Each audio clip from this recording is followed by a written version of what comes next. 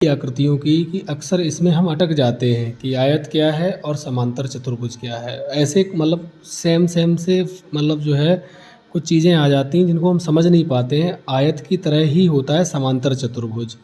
तो क्या होता है, हम इनको कैसे अलग-अलग समझें, तो आइए फटाफट शुरू करते हैं कि इनको कैसे हम समझ सकते हैं कि कौन-सा आयत होगा और कौन-सा समांतर चतुर्भुज होगा। तो इनके बारे में हम कुछ फीचर्स होंगे वो जानेंगे। जैसे कि ये आपका आयत है। आयत की आमने-सामने की लंबाई क्या होती है? बराबर होती है, यानी कि ये भुजा बराबर होगी किसके? इसके, और ये वाली भुजा बराबर होगी इसके, ठीक है? इसमें भी क्या होता है, समांतर चतुर्भुज में भी ये वाली बराबर होती है इसके और ये वाली बराबर होती है इसके, यानी कि दोनों लगभग सेम है। लेकिन कंडीशन क्या है? कंडीशन ये है कि इसका प्रत्येक कोण जो होता है वो आपका 90 डिग्री का होता है, लेकिन इसमें 90 डिग्री का कोण नहीं होता है, ठीक है? ये इसमें दोनों में डिफरेंस है कि भाई आप देख सकते हैं, ये 90 डिग्री का कोण नहीं बनेगा, ये भी 90 डिग्री का कोण नहीं बनेगा। इसमें कोई सा भी कोण आपका 90 डिग्री का कोण नहीं बनेगा, ठीक है? भुजा का कोई भी कोण आपका 90 डिग्री का कोण नहीं बनेगा। अब बात करते हैं आयत की। तो आयत का सबसे पहले हम जानते हैं कि आयत का क्षेत्रफल क्या होता है। तो पहला पॉइंट है आयत का क्षेत्रफल। क्षेत्रफल क्या चीज़ होती है, इसको थोड़ा सा हम समझ लें। देखिएगा, क्षेत्रफल अभी तक क्या होता है, हम लोग रटते चले जाते हैं कि ये चीज़ होती है आयत का क्षेत्रफल लंबाई गुणे चौड़ाई। तो कैसे होती है लंबाई गुणे चौड़ाई, ये चीज़ मैं आज आपको समझाऊंगा। देखिएगा, इतना लंबा अगर इसको हमें पूरी तरीके से ढकना है, क्षेत्रफल का मतलब होता है ऐसी चादर लाइए जिससे ये पूरी तरीके से ढक जाए, ठीक है? तो हमें इतनी लंबी लेनी पड़ेगी चादर और इतनी चौड़ी। तो इतनी लंबी और चौड़ी चादर लेके आएंगे तभी इसको पूरी तरीके से हम ढक सकेंगे। तो किसी चीज़ को क्षेत्रफल जब भी हमारा आता है तो उसका मतलब होता है कि उस चीज़ को हमें क्या करना है, पूरी तरीके से ढकना है। तो इसके लिए हमें कितनी चादर चाहिए, कितनी लंबाई की और कितनी चौड़ाई की, ठीक है? तो वही होता है, इसीलिए हम इसको कहते हैं लंबाई गुणे चौड़ाई। आयत का आपका क्षेत्रफल होता है लंबाई गुणे चौड़ाई। ये आप तिरछी रेखा देख रहे हैं, इसे कहते हैं विकर्ण, ठीक है? हर एक जो आपकी 2D आकृति है सब में विकर्ण बनेगी, ठीक है? तो विकर्ण होता है, तो ये जो विकर्ण से पहले हम ये सीखते हैं, ये चारों ओर की जो मतलब जो है लंबाई, ये लंबाई और ये चौड़ाई, ठीक है? ये लंबाई और ये चौड़ाई होती है। तो सबसे दूसरा आता है परिमाप। परिमाप क्या होता है? परि माने चारों ओर, माप मतलब उसकी दूरी। माप का मतलब होता है उसकी दूरी। तो परिमाप क्या होगा? तो देखिएगा, यहाँ से हमने चलना शुरू किया और ये पूरा चले यहाँ से यहाँ और यहाँ से यहाँ पूरा आ गए। तो ये दूरी जब हमने पूरी तय कर ली, जहाँ पर हमने चलना शुरू किया था और वहीं पर वापस आ गए, तो उसे कहते हैं हम क्या? परिमाप। अब आयत में क्या होता है भाई, ये दूरी जितनी चलेंगे उतनी ही ये चलेंगे, जितनी ये चलेंगे उतनी ही ये चलेंगे। तो इसीलिए क्या होता है, परिमाप में सभी भुजाओं का योग होता है। इसमें लंबाई कितनी बार आ जाएगी? 2 बार, ठीक है? 2 बार लंबाई आ गई। और चौड़ाई कितनी बार आ जाएगी? 2 बार आपकी चौड़ाई आ गई। तो इसका जो है परिमाप कितना आ जाएगा? दोनों में 2 कॉमन आ जाएगा, लंबाई धन चौड़ाई इसका परिमाप होता है। अब बात करते हैं इसके विकर्ण की।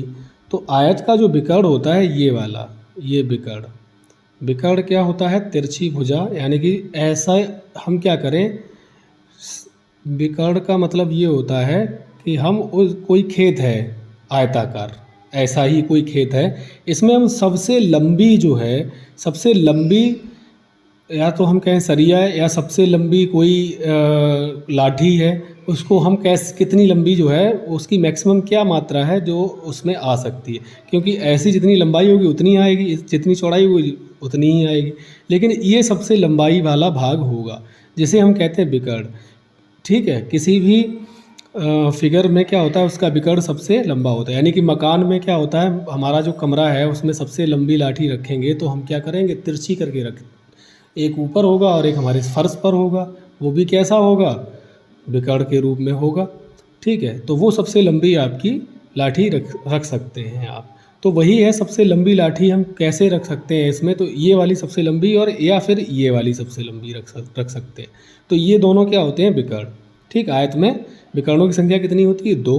तो विकर्ण बराबर होता है आपका, आयत का विकर्ण होता है अंडर रूट, हम क्या करें, लंबाई का स्क्वायर कर दें धन चौड़ाई का स्क्वायर कर दें। तो ये होता है आपका आयत का विकर्ण। अब बात करते हैं समांतर चतुर्भुज की। देखिएगा समांतर चतुर्भुज में आमने सामने की भुजाएं तो कैसी हैं, बराबर हैं, लेकिन कोई भी कोण 90 डिग्री का नहीं है। तो क्षेत्रफल इसका कैसे निकालेंगे, तो भैया क्षेत्रफल समांतर चतुर्भुज का हम निकालेंगे तो उसका क्या तरीका है, क्षेत्रफल मैंने अभी बताया था कि इसको कैसे हम ढकेंगे। तो भाई इसका भी हमारा क्या होगा, जो आधार होगा, आधार क्या है, ये है आधार, और जो ऊंचाई होगी इसकी उसके बराबर हम क्या ले आए, एक मतलब जो है त्रिपाल ले आए, उससे इसको ढक सकते हैं हम। ठीक है, तो क्षेत्रफल का मतलब यही होता है। तो इसका हो जाएगा आधार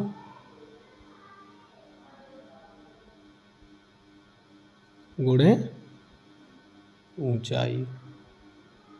ठीक है, ये होता है समांतर चतुर्भुज का, यानी कि ये आपका क्या होगा, आधार, और ऊंचाई क्या होगी, ये नहीं ऊंचाई होगी, ऊंचाई इसकी ये होगी। ठीक है, ये इसकी ऊंचाई होगी। इसके बाद आता है इसका परिमाप। तो परिमाप क्या होगा, वही होगा जो आपका आयत का था। आयत का परिमाप कितना था आपका, यानी कि यहाँ से हमने चलना शुरू किया और यहाँ पर चलते चलते हम वापस आ गए। या फिर हम ये कह सकते हैं कि जो आपकी आसन्न भुजाएं ये और ये, ठीक है, ये और ये आसन्न भुजाएं हैं, इनका हम क्या कर लें, योग कर लें, ये वाली भुजा जोड़ दें और ये वाली भुजा जोड़ दें और उसमें 2 का गुणा कर दें। ये भी आपका एक तरीका है। तो हम क्या करेंगे, 2 में गुणे आसन्न भुजाओं का योग। ठीक है, ये तो रहा हमारा समांतर चतुर्भुज। अब हम वर्ग की आकृतियों की बात करेंगे कि वर्ग जैसी भी आकृतियाँ होती हैं, वर्ग और समांतर समचतुर्भुज की। तो वर्ग क्या होता है, वर्ग के फीचर क्या होते हैं और समचतुर्भुज के फीचर क्या होते हैं, इनको थोड़ा सा हम समझ लें। तो देखिएगा वर्ग क्या होता है। अब देखिएगा वर्ग जो है इसमें क्या होती है, चारों भुजाएं बराबर होती हैं। क्लियर, ये वाले कोण और ये वाले कोण, प्रत्येक कोण क्या होगा, 90 डिग्री का होगा। आयत में क्या था, आमने सामने की भुजाएं बराबर थीं। वर्ग में क्या होगा, आपकी सभी भुजाएं कैसी होंगी, बराबर होंगी, और प्रत्येक कोण कितने का होगा, 90 डिग्री का होगा। ये हमको ध्यान रखना है। अब देखिएगा वर्ग का क्षेत्रफल क्या होगा, तो हम वर्ग का क्षेत्रफल निकालेंगे। वर्ग का क्षेत्रफल, अब क्या है, वर्ग की सभी भुजाएं बराबर हैं, आप देख सकते हैं वर्ग की। अब अगर हम इसमें इसका गुणा करते हैं, ये दोनों क्या हैं, आपस में बराबर है, यानी कि यहाँ पर क्या हो जाएगा, भुजा, वहाँ पर लंबाई गुणे लंबाई अलग थी, चौड़ाई गुणे अलग थी, यहाँ पर दोनों भुजाएं क्या हैं, बराबर हैं। तो भुजा गुणे भुजा यानी कि भुजा का वर्ग हो जाएगा। और इसको हम लिख सकते हैं, अगर ए से इसको डिनोट किया जाए तो ये हो जाएगा आपका क्या, ए स्क्वायर। ठीक है, इसके बाद हम बात करते हैं वर्ग के परिमाप की। वर्ग का परिमाप, अब परिमाप क्या होगा वर्ग का, देखिएगा वर्ग का परिमाप जो होता है वही, यहाँ से चलना शुरू किया और घूम के आ गए वहीं पर। तो हमने क्या किया, ए 1 बार 2 बार 3 बार 4 बार चले। ठीक है, तो हमने क्या किया, इसमें 4 का गुणा कर दिया, किसमें, भुजा में। इसकी भुजा हम कितनी चले, 4 बार। ठीक है, समान दूरियां हमने 4 बार वही तय की, इसीलिए 4 में गुणे भुजा हो जाएगा इसका परिमाप। यानी कि इन चारों भुजाओं को जोड़ लें या फिर 4 में गुणे एक भुजा का गुणा कर दें, बात एक ही निकल कर आती है। इसके बाद हम बात करते हैं वर्ग का विकर्ण। ठीक है, तो वर्ग का विकर्ण क्या होता है, वर्ग का विकर्ण, विकर्ण मतलब ये वाला, ऐसे इधर से भी बन जाएगा विकर्ण। वही मैक्सिमम लंबाई की छड़ हम कितनी लंबी रख सकते हैं, वही उसका विकर्ण होता है। मैक्सिमम लंबाई की छड़ हम जितनी रख दें वही उसका विकर्ण होता है। तो ये इसमें मैक्सिमम लंबाई की ये वाली छड़ हम रख देंगे तो क्या होता है इसका वर्ग, मतलब जो है वर्ग का विकर्ण होता है √2 में गुणे भुजा। ठीक है, अब बात करते हैं, बिल्कुल सेम आकृति यही है, बस डिफरेंस क्या है इसमें, क्या है ये भी इसके, ये सब चारों कैसी हैं, बराबर हैं। ठीक है, लेकिन ये जो इसका कोण है वो आपका 90 डिग्री नहीं बन रहा है। कोई भी इसका कोण 90 डिग्री नहीं बन रहा है, कोई 90 डिग्री से कम होगा, कोई 90 डिग्री से ज़्यादा होगा। इसीलिए ये वर्ग नहीं है, वर्ग की कैटेगरी में नहीं है, इसीलिए इसका नाम दिया गया क्या, समचतुर्भुज। ठीक है, लेकिन इसका जो विकर्ण होता है ये जो है, जो जहाँ पर मिलते हैं दोनों वो 90 डिग्री होता है, यानी कि ये जो है वो आपका क्या होगा, 90 डिग्री होगा। ठीक है, ये भी क्या होगा, 90 डिग्री होगा, ये भी क्या होगा, 90 डिग्री होगा, ये भी क्या होगा, 90 डिग्री होगा। ये इसमें खास बात होती है। तो अब क्या करते हैं, हम समचतुर्भुज का क्षेत्रफल ज्ञात करते हैं। तो इसका क्षेत्रफल क्या होगा, इसका क्षेत्रफल होगा 1/2 गुणे विकर्णों का गुणनफल।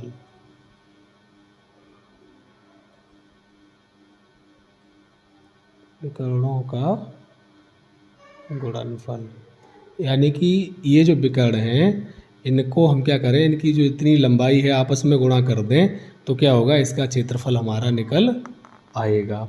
यदि हम विकर्ण को मान लें, ये हमारा D1 है और इसको हमने मान लिया D2, तो इसको शॉर्ट फॉर्म में लिख सकते हैं क्या, 1/2 इंटू D1 इंटू D2। ये भी आपका इस तरीके से भी इसका क्या निकाल सकते हैं हम, इसका हम जो है क्षेत्रफल निकाल सकते हैं। आगे देखिएगा, अब क्या करते हैं, इसका परिमाप कितना होगा, तो देखिएगा परिमाप वही होगा जो आपका क्या किसका होता है, वर्ग का होता है। तो वर्ग का क्या होता है, क्योंकि चारों भुजाएं कैसी हैं, बराबर, यहाँ से चलना शुरू किया और वही समान समान दूरियां 4 बार हमने मतलब जो है तय की, तो क्या हो जाएगा, 4 में गुणे भुजा। ठीक है, ये इसका क्या हो गया, आपका परिमाप हो गया। इसके बाद एक और आकृति है जिसके बारे में हम क्या करते हैं, हमें जान लेना चाहिए, अक्सर इनसे भी क्वेश्चन हमारा पूछा जाता है। इसका विकर्ण भी होता है थोड़ा सा, लेकिन इससे क्वेश्चन पूछते नहीं, क्योंकि विकर्ण थोड़ा सा निकालना क्या होता है, टफ होता है इसका। तो इसका विकर्ण निकालना थोड़ा सा टफ होता है, काफ़ी चीज़ें इसमें मतलब इंक्लूड रहती हैं। तो वो कभी विषय रहेगा, यदि आप डिटेल में पूछेंगे तो मैं बताऊंगा वो डिटेल में, लेकिन अभी हमें जो महत्वपूर्ण है हमारे लिए वो चीज़ें हम सीखें। ठीक है, अगला है समलंब चतुर्भुज, ये भी है। ठीक है, तो इसमें क्या होता है, आमने सामने की भुजाएं तो बराबर होती हैं, लेकिन ये भुजाएं जो हैं बराबर नहीं हैं। केवल क्या होंगी, कोई 2 भुजाएं क्या होंगी, बराबर होंगी, और आमने सामने की और दूसरी जोड़ी जो भुजाएं होंगी वो समांतर नहीं होंगी। वो कैसी होंगी, अलग अलग होंगी। देखिएगा, इसमें ये अलग है और ये अलग है। ठीक है, दोनों कैसी भुजाएं हैं, अलग अलग हैं। अब हम क्या करें, इसका हमें क्षेत्रफल कैसे निकालना है, तो इसका हमें क्षेत्रफल निकालना होता है, यानी कि इसको हमको ढकना है, क्षेत्रफल निकालना है। तो इसका क्षेत्रफल निकालने के लिए हम क्या करेंगे, इसकी जो समांतर भुजाएं हैं इनको जोड़ दें और जो इसकी ऊंचाई है इसका इसमें गुणा कर दें। ठीक है, और उसका हम कर दें आधा। जैसे कि कैसे निकाल सकते हैं, 1/2 गुणे समांतर भुजाओं का योग, भुजाओं का योग गुणे क्या हो जाएगा, ऊंचाई, जितनी आपकी ऊंचाई होगी, ये इसका क्षेत्रफल आ जाएगा। ठीक है, तो केवल इसमें क्या पूछता है, केवल और केवल आपका कभी कभी क्षेत्रफल ही पूछता है। तो साथियों, उम्मीद करता हूँ आपको वीडियो पसंद आया होगा। आगे मैं एक त्रिभुज का वीडियो लेकर आऊँगा जिसमें आपके सभी प्रकार के त्रिभुज का कंपैरिजन करूँगा, क्या उनमें डिफ़रेंस होता है और कैसे उनका क्षेत्रफल वगैरह और उनसे संबंधित प्रश्नों को लगाया जाता है। इससे भी संबंधित मैं प्रश्न लाऊँगा, तो आप थोड़ा-सा वेट करिएगा और हमारे चैनल को लाइक, सब्सक्राइब और शेयर अवश्य करें।